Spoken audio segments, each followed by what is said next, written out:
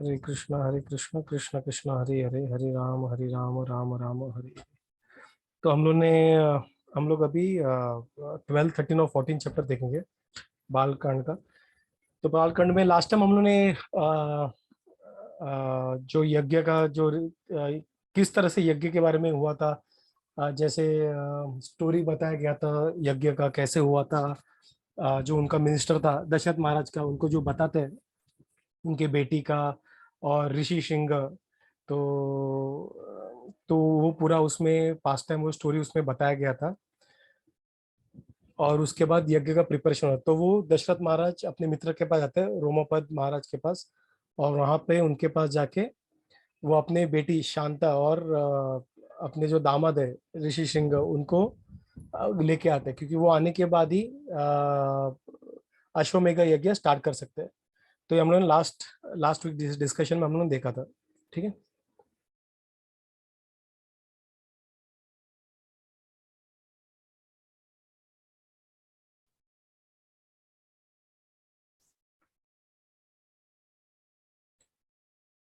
उषा श्लोका लेगी। Yes, sir.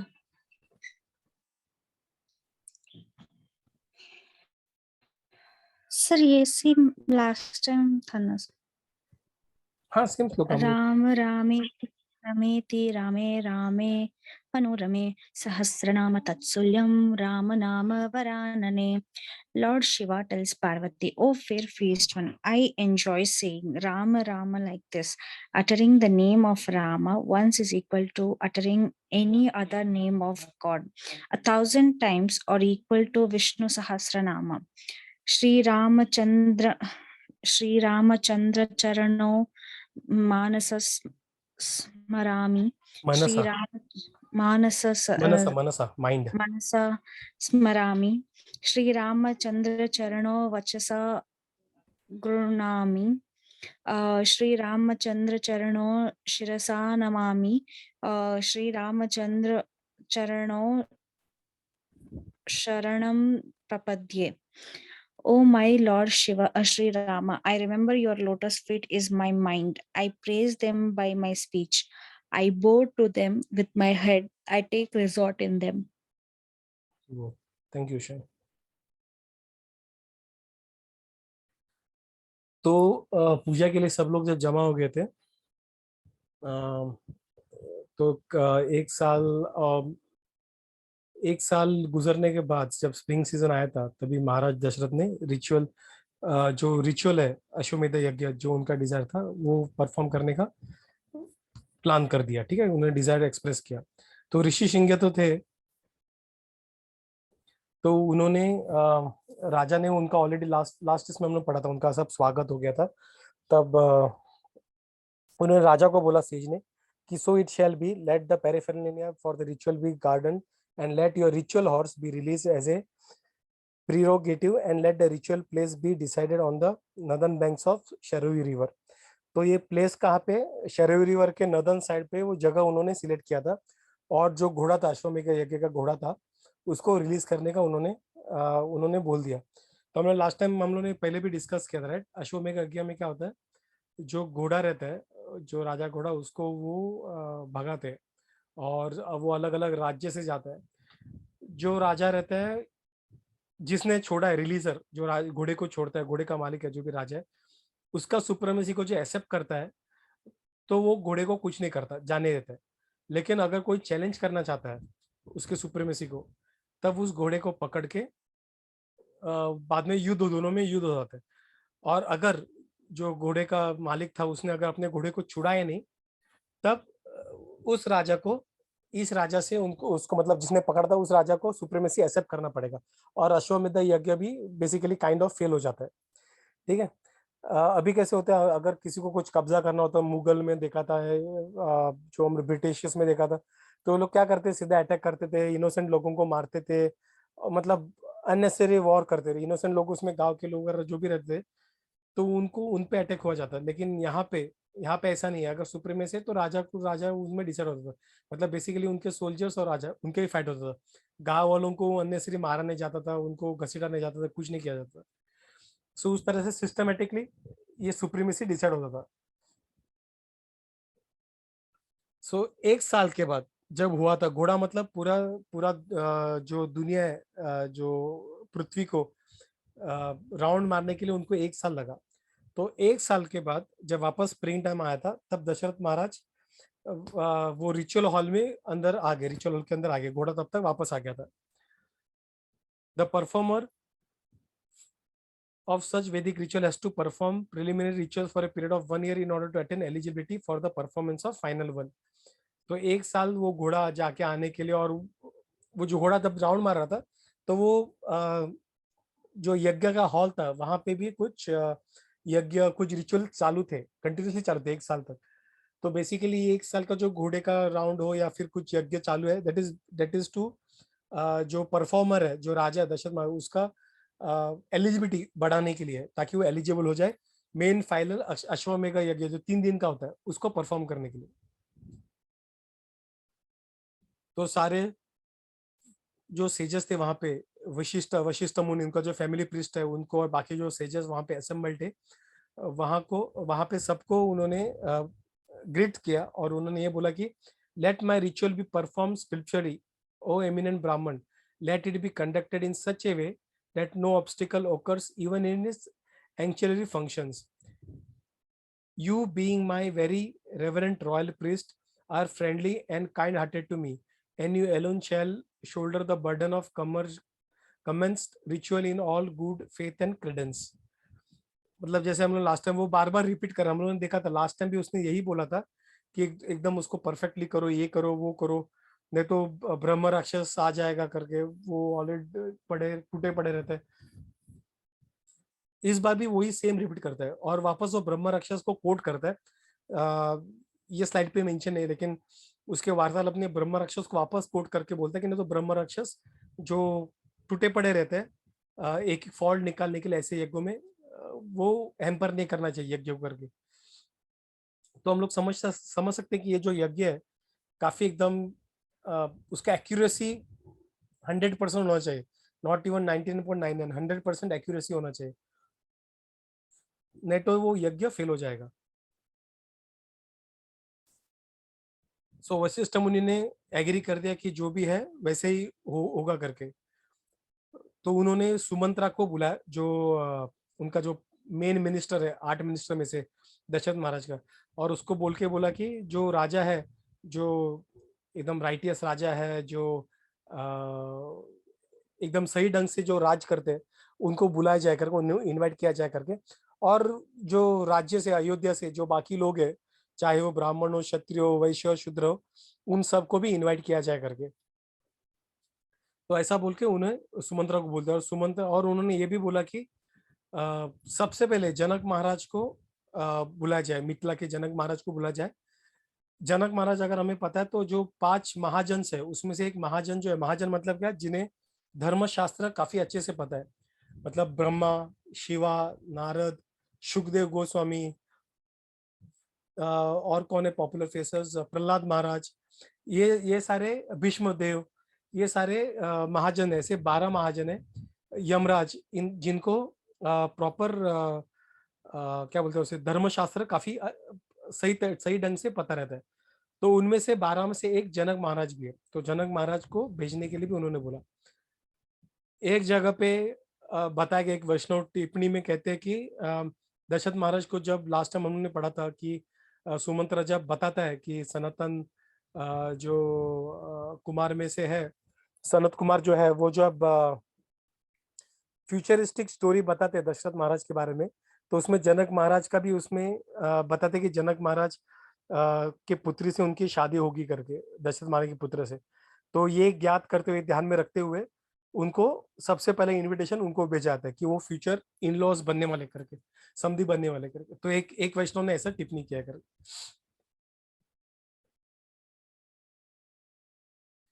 तो सुमंत्रा जल्दी से निकल चढ़ा, वो जो ऋषि का ऋषि का आदेश मान के, वो जो रूलर्स है सारी दुनिया के, ना कि सिर्फ भारत के, मतलब पूरे जो जग भर में जो भी राइटियस किंग्स है, उन सबको बुलाने के लिए वो चले पड़े। और कुछ दिनों में, कुछ रात में, वहां पे राजा ऑलरेडी पहुंच गए, कुछ बहुत से राजा वहां पे आना स्टार्ट असेंबल होना स्टार्ट किया, और वो काफी गिफ्ट्स, प्रेशियस जेम्स और काफी सारे गिफ्ट्स लेके आना स्टार्ट हुआ उनका।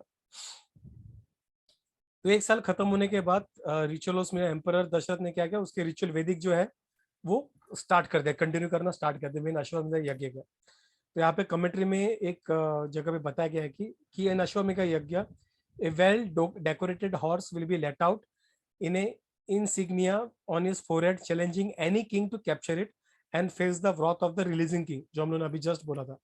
रिलीजिंग किंग मतलब दशरथ महाराज। और अगर कोई राजा चैलेंज करता है घोड़े को पकड़ता है तो he has to face the wrath of Dasharath Maharaj. If anyone captures the king he shall be strong enough to incite a war, otherwise the valor and invincibility of the releasing king are well established and he may proceed with the ritual proper. Now that the ritual horse released during the last year by King Dasharath has come back without being captured by anyone, thus establishing the invincibility of King Dasharath, as such he can commence the ritual properly. तो अब तक किसी ने घोड़े को पकड़ा नहीं, एक साल में वापस आया, कुछ प्रॉब्लम नहीं, कुछ नहीं, मतलब अश्वमेध यज्ञ वापस प्रॉपरली वो कर सकता है।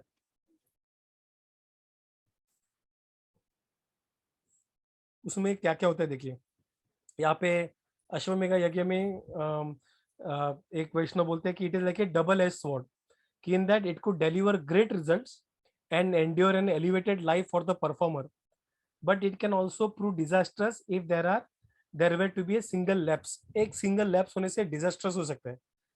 सी ऐसा नहीं कि फल है डिजास्टर्स, उल्टा अपने पे कुछ उसका परिणाम हो जाएगा, और अच्छा हुआ तो काफी उसके रिजल्ट जो है काफी अच्छे रहेंगे। ऐसा कहा जाता है कि जो 100 अश्वमेध यज्ञ करेगा प्रॉपरली विदाउट एनी फॉल्ट, तो उसे इंद्र का पोजीशन मिल जाएगा। मतलब इतना इतना क्या बोलते हैं, काइंड ऑफ हाई प्रोफाइल यज्ञ है ये, उसे इंद्र का पोजीशन मिल जाएगा अगर वो 100 बार करेगा। एक भागवतम में पृथु महाराज करके थे, तो उन्होंने 99 टाइम उन्होंने अश्वमेध यज्ञ किया, 99 टाइम। और एक अश्वमेध यज्ञ के लिए ढेर सारा गोल्ड चाहिए, गोल्ड ज्वेल्स कौ गाय वगैरह ढेर सारा चाहिए, मतलब हम लोग इमेजिन नहीं कर सकते। हम लोग मतलब millions and millions of gold coin की बात कर रहे हैं, मतलब एक दो की बात नहीं कर रहे। और गोल्ड कॉइन ही नहीं, मतलब प्रेशियस डायमंड ज्वेल सब, इतना सारा खर्चा है हाई प्रोफाइल। मतलब ऐसा नहीं कि 12,000 15,000 में घर पे यज्ञ करते, वैसा नहीं है, बहुत बहुत बड़ा खर्चा है उसमें।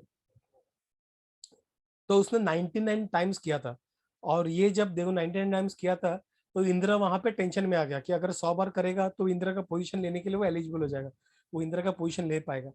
तो हर बार क्या करता था इंद्र, इंद्र हर बार आके जो घोड़ा आता था 100, जो 100 वाला, जो 100 जो उसका अश्वमेध यज्ञ था पितु महाराज का, वो घोड़ा चुरा के लेके जाता था।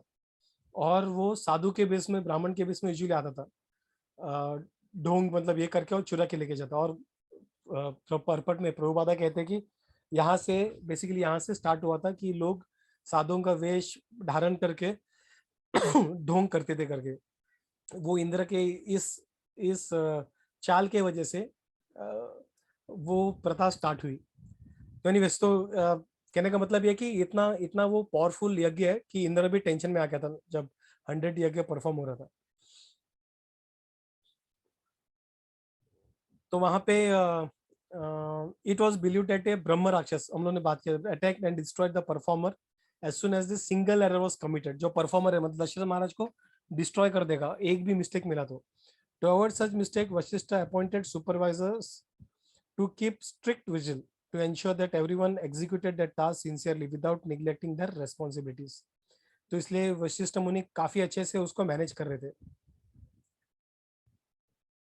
Vashishtha painstakingly monitored every aspect of the arrangement for sacrifice.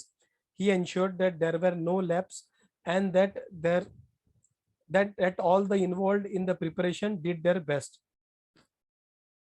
His key instructions to all the concerned were that nothing should have taken lightly. No invitee should feel neglected. मतलब ऐसा यूजुअली हम लोग यहाँ पे होता है ना, गेस्ट आते हैं कभी कभार कोई निगलेक्ट हो जाता है, क्योंकि एक होस्ट है 10 जगह पे कैसे घूम सकता है, मतलब प्रैक्टिकली पॉसिबल नहीं है। लेकिन यहाँ पे वशिष्ठ मुनि ने इस तरह से अरेंज किया था उनके डेलीगेट्स के थ्रू, उनके जो सबऑर्डिनेट्स के थ्रू, कि कोई भी ऐसा गेस्ट को निग्लेक्टेड फील नहीं होना चाहिए. अगर फील हो गया then that is again an error in Ashwamedha yagna. None who came to participate to the in the sacrifice should go hungry or thirsty. Women, children, old and ailing were given special consideration, and their needs were attended to immediately. The food served were so wholesome and pure that even those with poor appetite overate and still longed for more.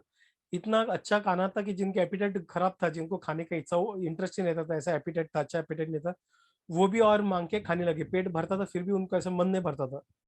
All the visitors were thoroughly satisfied and showered their blessings wholeheartedly. This is one part of it. किसी भी एक single guest, चाहे वो ब्राह्मण हो, वैश्य, शूद्र हो, कोई भी हो, क्षत्रिय हो, किसी को भी निग्लेक्टेड फील और उसको बुरा नहीं लगना चाहिए. अगर हो गया तो पूरा ब्रह्म राक्षस उसी इसको पकड़ लेगा और आपका अश्वमेध यज्ञ भी ठप हो जाएगा. So day by day, those expert Brahmins have performed all ritual works as encouraged by Vasishtha and others, and as in contained in scriptures.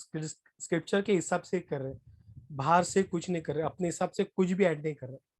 आजकल के इसमें ये सब मिलता नहीं. इट इज वेरी डिफिकल्ट ये करना, क्योंकि मैं अभी हम लोग के यहाँ पे सत्यनारायण पूजा हुआ था, शायद लास्ट ईयर मैंने देखा था.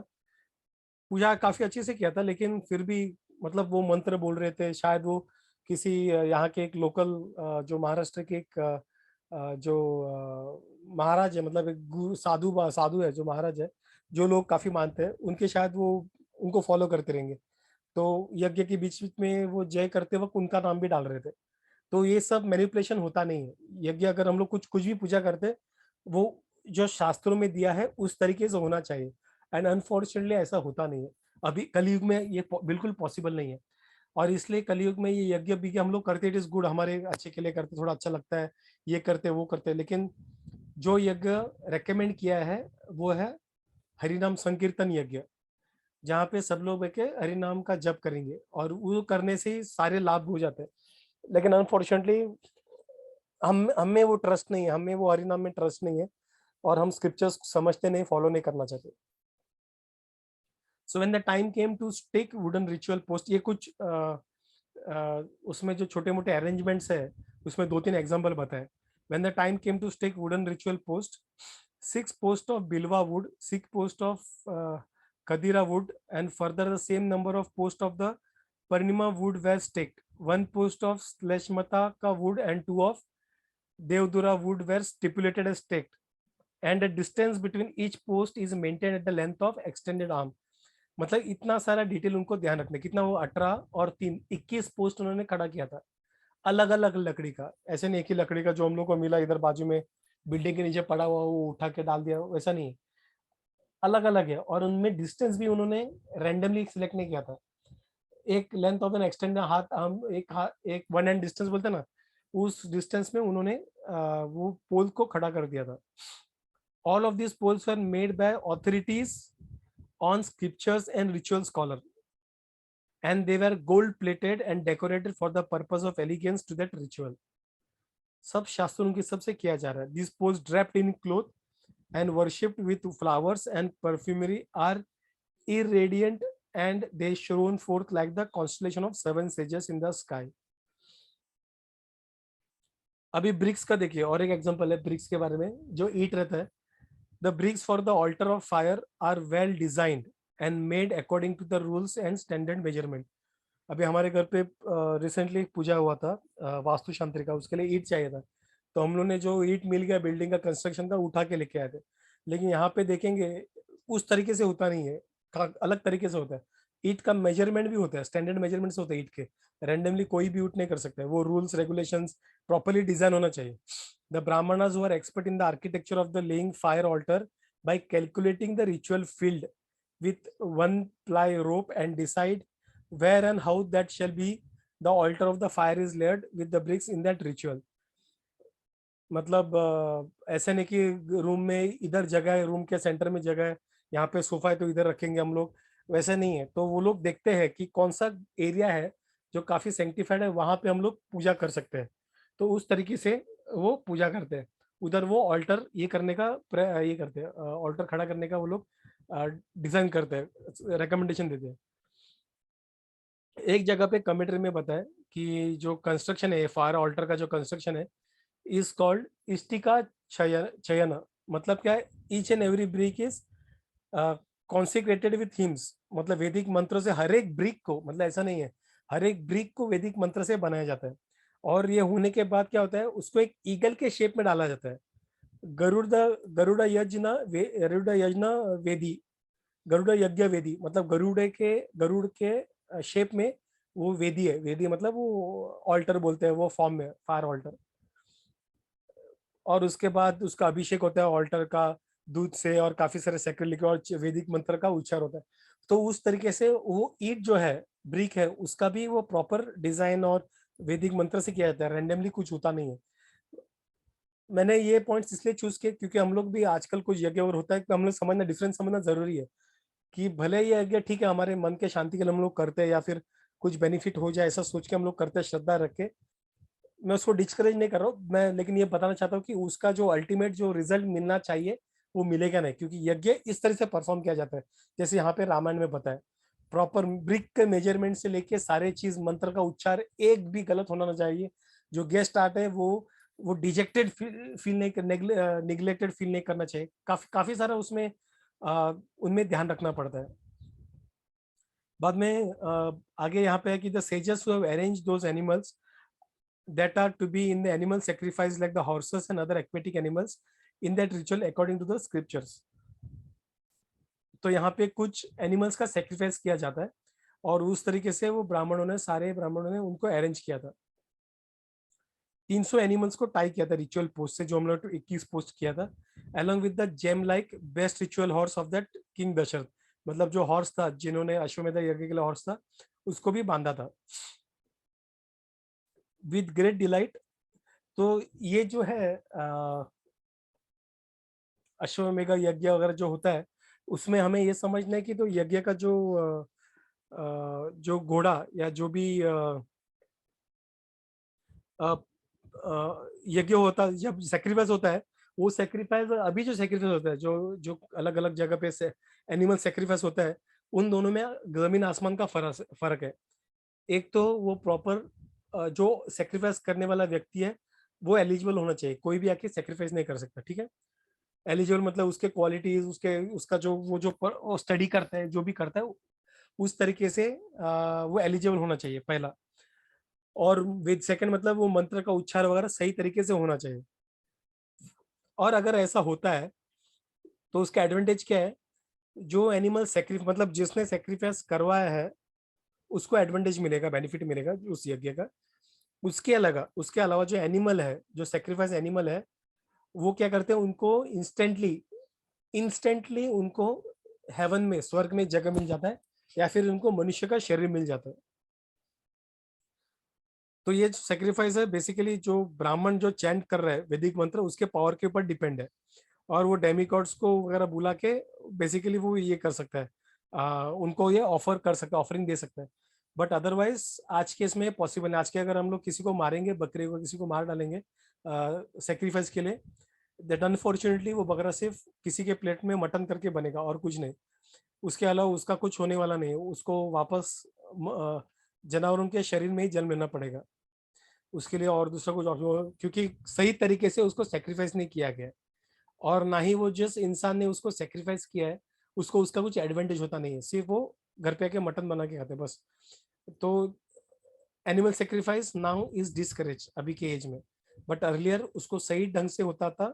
तो जिसकी बलि होती थी उसको भी एडवांटेज मिलता था। मतलब जो शरीर, जो आत्मा, जो एक जानवर के शरीर में अगर उसको स्वर्ग में जगह मिलता है, एक अच्छे शरीर में, देवता के शरीर में, तो विन विन सिचुएशन है, राइट। वो क्यों ने ऐसा करे। तो इस रिचुअल में और एक चीज हुआ था कि with great delight coming on her queen Kaushalya, सबसे बड़ी जो आनी थी, रेवरेंटली मेड सरकम सर्क्यूमेम्बुलेशन, मतलब जो राउंड राउंड जैसे हम लोग राउंड मारते हैं ना मंदिर में वगैरह, फेरी मारते हैं, तो to the horse and symbolically killed the horse with 3 knives. तो एक जगह पे, कुछ जगह पे बताया कि उसने 3 स्ट्रोक में घोड़े का सर काट दिया। और कुछ वैष्णव जैसे कुछ जगह पे ये कमेंट्री जैसे यहाँ पे लिखा हुआ है कि यहाँ पे कौशल्य ने एक्चुअली घोड़े को मारा नहीं, because queens do not butcher animals in rituals, but the horse is already sacrificed. It is a symbolical act of the queen to pierce with 3 golden knives like needles. Needles से pierce करना है. The scripture says that all the eligible wives of the performer of the ritual has to pierce that way. मतलब कौन सा 3 eligible wife, मतलब उसके जो 3 बीबियां थी दशरथ महाराज के, जो 3 प्राइमरी भी, उन्होंने उसको उस तरीके से नाइफ से निडल जैसा उन्होंने पियर्स किया. So this is one version. Other version बोलते हैं कि कौशल ने 3 झटके में घोड़े का गला शरीर से धड़ से अलग कर दिया. और ऐसा करने के बाद जो प्रीस्ट है, वन विद कंट्रोल सेंसस, मतलब जो एलिजिबल प्रीस्ट है स्क्रिप्चुरल वेल्थ में एकदम is rich in scriptural wealth, मतलब उसको वैदिक नॉलेज का पूरा पाटंतर है. वो क्या करते हैं, वो घोड़े के इसमें से जो फैट है वो निकाल के वो यज्ञ में डालते हैं. उसको ये करने के, उसका धुआं जैसे घी डालते हैं वैसे वो फैट डालते हैं. और जो स्मेल आता है स्मोक का, वो दशरथ महाराज को, जो परफॉर्मर ऑफ द सेक्रीफाइस, उसको स्मेल करना पड़ता है. और इस तरीके से वो पूरा खुद को क्लींस कर सकता है. और बाकी को रिमेनिंग बॉडी पार्ट्स है घोड़े का, उसको 16 ऑफिशियलिंग प्रीस्ट क्या करते हैं, उसको लिम्स को, अलग अलग लिम्स को फायर सेक्रीफाइस में डाल देते हैं. तो देख सुनते वक्त वो थोड़ा सा क्रूर लगता है, बट एक्चुअली उसमें अगर हम लोग बॉडी के ऊपर से बात करेंगे, सोल के ऊपर, देन उसको एक बड़ा डेजिग्नेशन दिया है जो अदरवाइज उस घोड़े के अंदर शरीर सोल को मिलता नहीं था. He would ended up being may be bullock in other life, या फिर कोई अदर गोट बन के रहता था, या फिर वापस घोड़ा बनता था. वी डोंट नो क्या बनता था अगले जन्म में. बट उसको ही kind of got promotion, immediate promotion. मतलब ऐसा नहीं कि 10 दिन बाद, 5 दिन बाद, 10 साल बाद, इमीडिएटली घोड़े को सेक्रीफाइस किया और घोड़े का जो मतलब जो आत्मा है, व्यक्ति है, उसको स्वर्ग में एक देवता का शरीर मिल गया. But for that the priest has to be eligible, जो अभी के इसमें नहीं है. So that's why animal sacrifice is not recommended in this age. In other rituals, the oblations will be offered into the ritual fire with spoon-like sticks of plushka tree. But in horse sacrifice, rituals are offered through the Vetasa creeper, a rattan plant cane. मतलब वैसे बाकी के sacrifice है, ये sacrifice इस तरह से अलग है. चम्मच भी है तो अलग तरीका चम्मच यूज होता है. On completing the ritual, that best man Dashrath justifiably donated those lands to officiating priest called Ritviks to promote his dynasty. Thus, on giving away the vast expanses of his land, of his kingdom, the glorious one born in the Ikshvaku kingdom is gladdened. But all the officiating prince said to the king, who is now rid of all his sins, उन्होंने क्या किया, राजा ने सारे लोगों को उन्होंने बांट डाला. ठीक है, सारे लोगों को उन्होंने जो जमीन वमीन सब बांट डाला. तो लेकिन वो प्रिस्ट ने बोला कि हम लोग इस काबिल नहीं कि हम लोग राज्य कर सकते, तो आप ये जमीन आप ही रख दो और हमें उसके बदले में गाय और जो गोल्ड रहेगा वो हमें दे दो, जो हम लोग यूज कर सकते हैं डे टू डे में. लेकिन जो बाकी का जो है राज करना, वो आप ही करो, आपको शोभा देता, हमें शोभा नहीं देता करके. तो दशरथ महाराज ने जो से उनको ब्राह्मण ने बताया, उनको मिलियंस ऑफ काउस दिया. कितना ने, मिलियंस ऑफ काउस, मतलब 10 लाख काउस के ऊपर काउस दिया. हम लोग इधर 1-2 काउ हम लोग सोचते हैं, यहाँ पे 10 लाख से भी ज्यादा काउ दिया. Tens of millions of gold coin, मतलब 1 करोड़ गोल्ड कॉइन, मतलब उसका वैल्यू आज में देखेंगे तो 20-30 करोड़ के ऊपर रहेगा वो. And silver 4 times therefore were donated. तो एक जगह पे टिप्पणी है कि सिल्वर को यूजुअली डोनेशन में दिया नहीं जाता ऐसे रिचुअल्स में, अश्वमेध यज्ञ में. लेकिन यहाँ पे बिकॉज जमीन उन्होंने लिया नहीं, उन लोगों ने, दशरथ महाराज ने क्या किया, ऐसे जमीन लेने रहे, ठीक है, वापस लेके रखा नहीं, उसके बदले उन्होंने उतने सिल्वर कॉइन्स उनको दे दिए जमीन के बदले में. तो जैसे बाल्टर सिस्टम है उस तरह से उनको दे दिया, एंड इसलिए वो एक्सेप्टेबल आइटम बन गया. नहीं तो अदरवाइज गोल्ड देना चाहिए, सिल्वर ऐसे देते नहीं है ऐसे यज्ञ में. Then all of those brahmanas were well satisfied at heart and distributed among themselves the wealth passed on by the Rishi Shinga and Vasishtha. And then they said, we are highly gladdened. तो ऐसा करके सारे ब्राह्मण जो आए थे, जो हजारों के तालाब में थे, तो वो वहां वो काफी खुश हो गए. तो उनका ये देख के एक जगह एक टिप्पणी में लिखा है कि ये दशरथ महाराज का जो जिस तरह से उन्हें जेनरसिटी दिखा है, तो वो देख के इन लोगों को रघु, हम लोग ना रघुवंशी बोलते हैं ना राम जी को, तो उनका जो वंश में एक रघु राजा थे, तो उनके उनका याद आता, उन्होंने भी ऐसे दानवीर की थी, दानवीरता किया था। क्या किया था उन्होंने, एक बार जो जो राजा थे, तो उन्होंने काफी अच्छा परफॉर्म किया था, एक विश्वजीत यज्ञ करके किया था। और जहाँ पे उन्होंने सारे जो उनके पोजीशंस है दे दिए थे, मतलब जो बल सारे पोजीशन बोले तो उनका राज्य, उनका जमीन सारा दे दिया। और उनके पास बचा हुआ क्या था, सारा सिर्फ उनका कपड़ा और कुछ अर्तन पॉट्स और वेसल्स, उतना ही बचा था, बस मटका और उनका कपड़ा, बस और कुछ नहीं। उसके अलावा सारे सारे जो चीजें थे वो दान में चले गए। तो ये रघु रघु महाराज का काफी पॉपुलर थे, मतलब उनका ये दानवीरता काफी सुना था। तो वो सुन के एक कौष्ट करके एक स्कॉलर था, ब्राह्मण था, तो उन्हें उन्हें लगा कि मैं भी राजा का थोड़ा मदद ले लूं, क्योंकि उन्हें अपने स्पिरिचुअल मास्टर को, काउट से जो ब्राह्मण था बच्चा, जो बच्चा मतलब यंग था, तो उसको अपने गुरु महाराज को, उसके गुरु को 140 मिलियन गोल्ड कॉइन देना था। एक दो नहीं, 140 मिलियन गोल्ड कॉइन, उतना उसको देना था। लेकिन वो तो नहीं दे सकता था, इसलिए वो दशरथ सॉरी रघु महाराज के पास चला गया। लेकिन जब रघु महाराज ने काफी अच्छे से उसको ये किया और वेलकम किया, और काफी उनको पूछा क्या हुआ, और जब अ, वो काउट्स करके जो ये था ब्राह्मण था, उसका पता कि महाराज का एक्चुअली कुछ है नहीं, वो खुद रास्ते पे आ गए, तो थोड़ा हिचकिचाए, उन्होंने कुछ बोला नहीं क्या है करके। लेकिन रघु महाराज ने उनको पूछ किया कि नहीं, बोलो बोलो बोलो करके क्या है करके, तो वो बोल देते हैं कि ऐसा ऐसा हुआ था करके, उनको 140 मिलियन कौन चाहिए करके। तो वो बोले नहीं कि आप टेंशन मत लीजिए, मैं आपके लिए अरेंज करूंगा। तो वो क्या करते हैं, कुबेर को प्रे करते हैं कि मुझे वो दे दो करके, चाहिए करके। लेकिन लेकिन कुबेर ने उनको प्रेयर को रेस्पॉन्ड नहीं किया। तो रघु महाराज ने अपने सोल्जर्स को भी यही करके ऑर्डर करके उन्होंने बोला कि अगर अगर उनको मोहलत देते, अगर वो नहीं करेंगे, उनको जो 140 गोल्ड कॉइन अगर नहीं देंगे, तो कुबेर के ऊपर वो हमला करेंगे करके। और वो डर के मारे कुबेर ने उनको काफी सारा गोल्ड कॉइन दे दिया, काफी सारा 140 के ऊपर दे दिया। लेकिन जो ब्राह्मण था, उन्होंने 140 के ऊपर एक कौड़ी भी लिया नहीं, और राजा ने भी कुछ लिया नहीं, क्योंकि वो उसका नहीं था। उसने ब्राह्मण के लिए मांगा था, वो सिर्फ ब्राह्मण का होना चाहिए था। और ब्राह्मण ने सिर्फ 140 चाहिए कर सिर्फ 140 मिलियन गोल्ड कॉइन ही लिया, उसके ऊपर कुछ नहीं लिया। सो उस तरीके से उस वक्त लोग भी काफी पायस हुआ करते थे। तो ये रघु महाराज का जो आ, दानवीर जो कथाएं थे, वो उनको याद आई, उनके ब्राह्मण को दशरथ महाराज का ये देख के।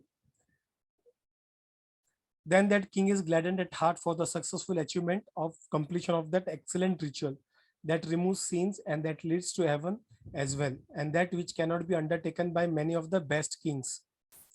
Thereafter, King Dashrath said to sage Rishi Shringa, thus, O sage with best vows, you alone are eligible to perform the ritual for the expansion of my dynasty.